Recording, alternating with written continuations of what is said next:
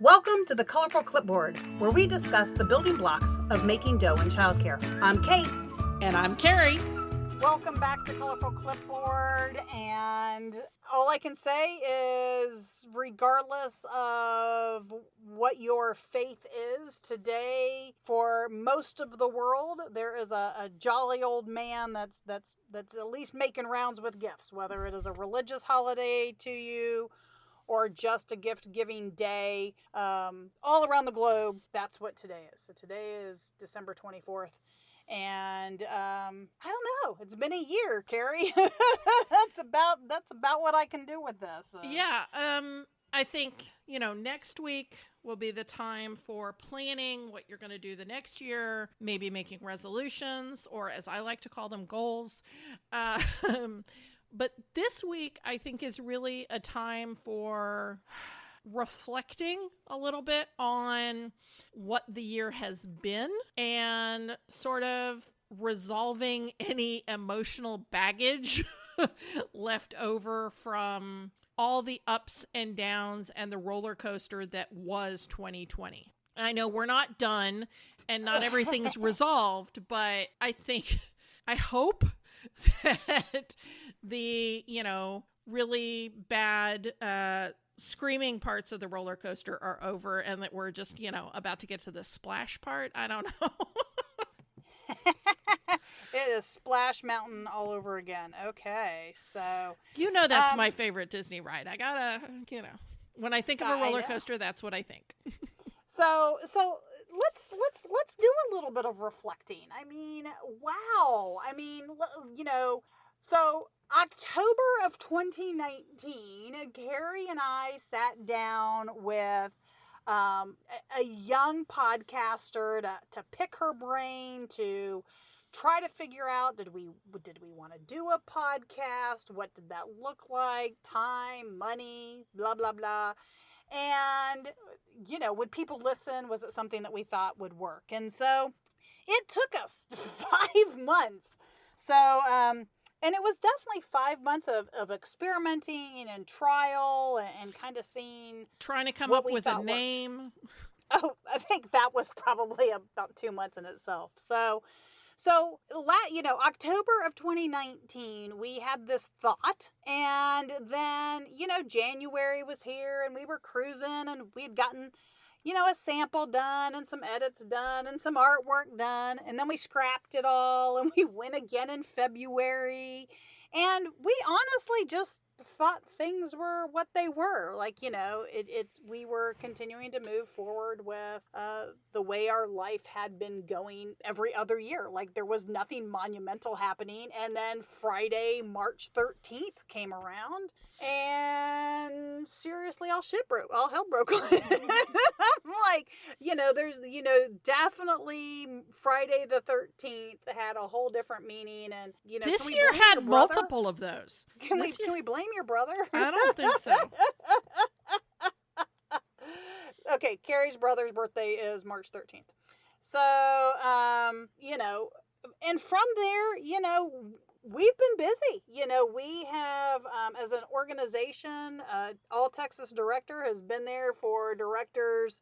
I mean, Carrie was available to directors going through COVID every single day, March, April, May, several times a week into June, July, and August. And so we have tried to be able to be there as a resource. How did you get through it, Carrie? What are some of the things that were successful in helping you process 2020? I mean, really, I think having a group to go through it with during the early times, during the times when the government regulations were changing on sometimes twice a day, what was being expected. If I hadn't had a group of directors that were coming together on Zoom at least once a week through June, and there were weeks when I was like, okay, guys, emergency Zoom call at 2 p.m. today because something changed and you guys are going to want to talk about it. I think having that group of people who were just as befuddled and just as committed to getting it right. I mean, there were about 5 women who I spoke to on pretty much a daily basis during, and men. I shouldn't say just women because I had 2 guys who were there a lot. And knowing for me, since I don't currently have a center that I'm running, I felt very helpless because I knew that this was a terrifying time to run a center, and knowing that there was something I could do to make it better by having those Zoom meetings and giving people out my Google Voice number so that they could call me if they had an issue or text me if they had an issue. That for me was a huge thing. And the fact that I still have some of those people calling and texting me when things change and go, hey, so this just happened. This is what I'm planning to do. Is this okay? Yes. That's completely legal. So how did that help you get through it? In other words, how was that from did that help you from an emotional standpoint? I mean, I was one of those. I started really looking at taking care of myself and family and relationships as a whole. Yeah, I mean, I think emotionally, definitely. And it gave me something to do on those days when I was like, oh my gosh, my county has had 28 new cases. That's just bananas, when other states weren't having that many cases in a day.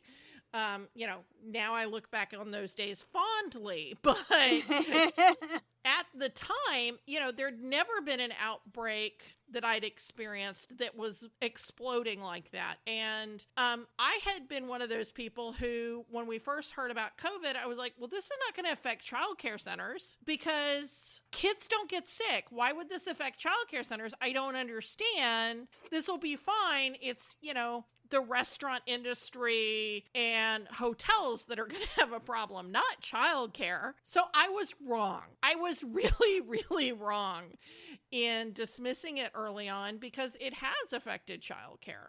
So it's affected childcare, but we also have, something that I hope a lot of our directors have been able to do over the course of the last 9 months, which is those personal reflections. Could be related to careers. I know we had a lot of folks who have been with us, over the years, that this was the catalyst for a change. Yep. It could be a change in career or a change in maybe a totally different field. I feel like people really started to, depending on kind of maybe where you were, you may have found yourself spending a lot more or less time with certain people. So maybe a whole lot more time with your spouse and children and a whole lot less time with your work family. And so, I mean, I think it also, if you survived COVID at your center, you can survive pretty much anything. And so that sense of, man, I nailed this. A lot of people who were very anxious about, I don't know if I can do this director job. Now they're like, yeah, come at me. I got this. Let's be careful. 2021 hasn't hit us yet. So, well, yeah. So right now, I guess what I'm saying is, I think it's important. I think it's an important time of year for people to kind of assess maybe how they dealt with stress, how they dealt with things that came up in their life that they weren't expecting. Because again, a lot of people will go through this at some point in time in their life. Some people end up with a lot of them in 1 year as far as life stresses that they didn't know how they were going to manage. But I would definitely say that COVID kind of gave everybody this introduction to how are you going to deal with, and I'm not going to use the term stress, but really tragic or loss, because it was a loss of all kinds of perceptions, right? It's the loss of the ability to go to the grocery store without thinking about masks and hand sanitizers and, all of those things, which now even watching television is a little weird. I don't know about you, but so some television shows it's weird for me to watch because, everybody looks normal. Yep. And then I've got some shows that it's weird for me to watch because, man, they're masked. It's like real time. I'm like, no, you're my fiction. I need you to not be in 2020. Like, get away and go. I thought I used to really like watching medical procedural, medical shows that were set in a medical environment, private practice and Grey's Anatomy and ER, going back a ways. The Good Doctor is on right now, and it is a good show, and I am not interested. Because part of me is like, I don't want to see people in a mask trying to save somebody's life. I don't want House. I don't want any of it. Please give me something. I'm watching Glee. So Glee is a good one. Yes. I mean, so, I've been an NCIS fan for 18, 19, 20 years. I even watched JAG. So, so I love those shows, but wow, NCIS New Orleans, they're like starting like in March of 2020 when COVID hit New Orleans. And so, man, it's a little more intense and a little more like, I'm like, oh, no. So the other shows have still incorporated, like NCIS Los Angeles has gone there with the whole cop stuff. New Orleans did some of the cop stuff and some of the, the racial tension that's happened over the course of the last year. So, I mean, it's been an emotional 2020 for everybody. Even if you weren't COVID affected, there was all the stuff with Breonna Taylor and George Floyd and several other people, but those are the two big ones, right? And then there was all of the tension around the election, which was, I swear, the longest election ever, because didn't it start like 2 years ago? I don't know. I don't know. I mean, the map show lasted 4 days. I mean, so anyway, the other thing that's, so it wasn't just COVID. So chances are everybody was affected by something emotionally in 2020. And for a lot of people, dealing with this level of emotion may not be something they've had a lot of practice with. So hopefully, as you start to do your own personal reflection over the last 12 months, but specifically the last 9, you'll start to think about maybe are there holes in your stress dealing system. And I'm going to suggest that during this slow week at your center, it may not be a slow week everywhere, but, generally there's not a whole lot of curriculum done this week between Christmas and New Year's. You may have the same number of kids, but you're doing a little bit more loosey-goosey. Let's just hang out and have a good time. I would suggest doing some journaling. And we've put up on the store, the texasdirector.org/store, a free journal that you can download to just process some of these thoughts, because a lot of times we have to put such a positive face out to the world that we don't actually deal with our own emotional reactions to what has happened. And journals are, think of them as your 10 or 11-year-old diary. They can be what they need to be for you. This is not something you have to share with people. If you are a doodler and you like to get into the bullet journaling and the colors and the fancy version, and it does have some coloring pages. It is something I designed. It has to have coloring pages. But know that also, just seriously, a composition book that you picked up at the local dollar store for $1 can work for you. But I think it's important for directors to figure out how they're going to process things, because part of the reason that our coaching services have always been here is because we want you to keep your non-work and work relationships intact. And so sometimes when things come up, you need to have somebody to vent to. And that's why people call us. We get paid to help you process so that your marriage stays intact and that you're not trying to resolve things with your teachers and your assistant directors, because that's not their job, right? You're the boss. So as the boss, you need somebody your level or above to help process. So and sometimes you just need to talk to yourself. Yeah, and you are not breaking confidentiality if you write stuff to yourself. just to be And leave it at completely home. clear.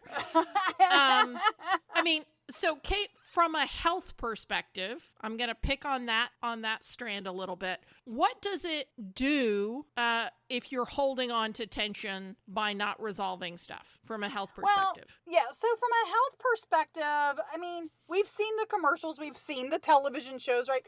We're all, I think, aware, if you're over the age of 21, that stress is not good, right? So, like, I mean, we hear this, right? We hear that stress is bad for your heart. We hear that people will stress eat. We know that people will stress sleep. We know that people will, in that same sense, stress not sleep. And so, every person's health response to stress is going to be different, but it's never healthy. So, although you may think you've got it under control because you run every day, right? So that's how you take care of stress. But if that is something that your body has done all the time, that may not be enough of a stress reliever in times such as 2020. Okay, so and maybe not all of 2020. You may have not been emotionally tasked during three or four or five of the types of things that have come up over the year, but I am about 99% sure there was at least one thing that got your blood pressure up, that got you stressed out, that you felt a little helpless over trying to be a part of. And so, finding how you can reduce that stress will help your heart. It will help your mental health. And, when you start looking at those two, those are the two big ones.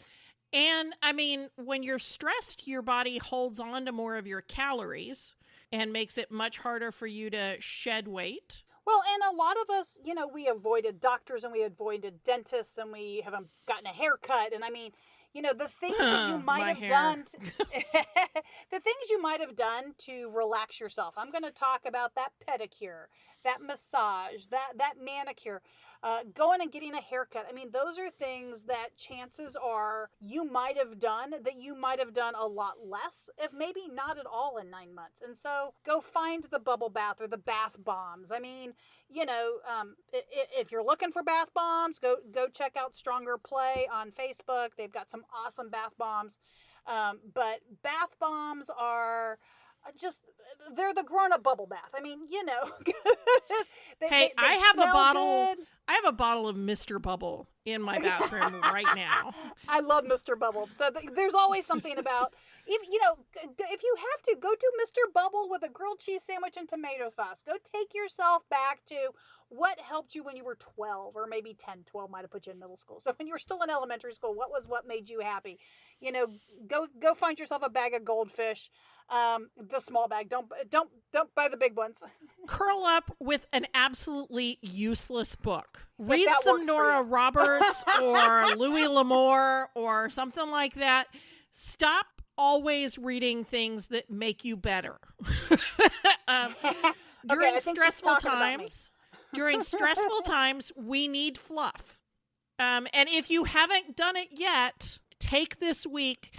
Try journaling. If that doesn't do anything for you, try self-pampering or try reading some sort of escapist novel. I suggest those more than watching TV because TV has mind-numbing effects as opposed to processing effects for the most part. Okay, but I'm going to come back to that because, if we're going to talk fluff, right, we can look at some TV fluff as well. So, Right. I mean, I've you know, watched some Glee and you've watched 87 hours of NCIS per week. I understand. Actually, no, but we've been through several series, right? So, and not in this time period, but another time period when things in my household got a little crazy. We watched all of the Gilmore Girls, right? So, I mean, I think that everybody can find their version of a fluff. I don't know if it has to be a romance novel or some sort of novel. So, I mean, not all of Carrie's examples were romance novels, but and it could be even going back and reading some of your favorite Nancy Drew books. I mean, again, think about when we start talking about, self-care, and we talk about things like exercise, right? That's like a standard one. So like I think everybody in the world's going to tell you to exercise when you're stressed. Well, that works unless that stresses you out, right? So I mean, And if you're yeah, stressed I'm because not of doing it as well as I used to. Duh, your body's all tense. So, if you usually play basketball, mix it up and do something different. but even the where and the when and with whom. I mean, again, I get that things are stressful. So go find those things that are goofy. And, early on, we did a lot of Disney Zumba, and my daughter would FaceTime and Zoom with her friends while they all did Disney Zumba. Okay. I mean, nothing like seeing a bunch of 15 and 16-year-olds kind of dance in their own living room to Disney songs. So, again, find what's going to work for you and get outside. I mean, if I can stress anything, get outside. I don't care if you just walk around your parking lot or up and down your own driveway. If you just sit on a porch, get some sunshine, get some fresh air, make sure to do daily, just take care of yourself as far as, make sure you eat some real food. Goldfish you should not be living off of. Make sure that you are taking those showers, even if you have nowhere to go. If it makes you feel better, do your nails, do your toes, put some makeup on, curl your hair. If you do all that, call a friend and have a cup of coffee virtually. My nails have been more polished during COVID than they have at any other point in my life. There are some things that I really am going to miss when COVID is over. I have two friends that I have been able to chat with every single week since March. And they're people who I don't normally get a chance to talk to that often because we're just all so busy. And so I really, there's a part of me that's going to miss that. And because it became, that's how I've spent. I mean, I can tell you 4 hours a week go into those two phone calls. So, and usually 2 cups of coffee, but after 2 cups of coffee in 2 hours, I'm ready to be off, if you know what I mean. So, so I'm at least regular 2 days a week. But, everybody needs to find it out. And, we know that you're about to embark on hopefully a week that you can be joyful and a week that will give you an opportunity to hug some loved ones. We want you to take care of yourself over this course of this next week. That's kind of where the intent of today's call was.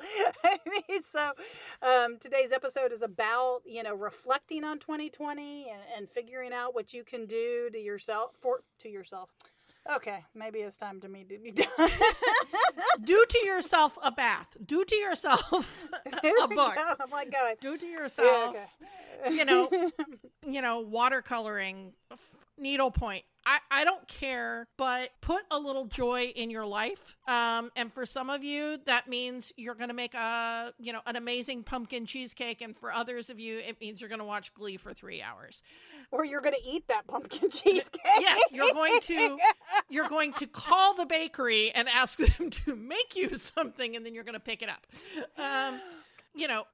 We just really want you to take time during this week to acknowledge what this year has done positively and negatively, because you need to get some closure on the losses that this year has presented to you. And you need to prepare for the new year. Think of it as a great year for learning opportunities and experiences, and because you never know when you're going to experience a loss of some sort that you don't have control over. And this has been an excellent year for those of us who are control freaks.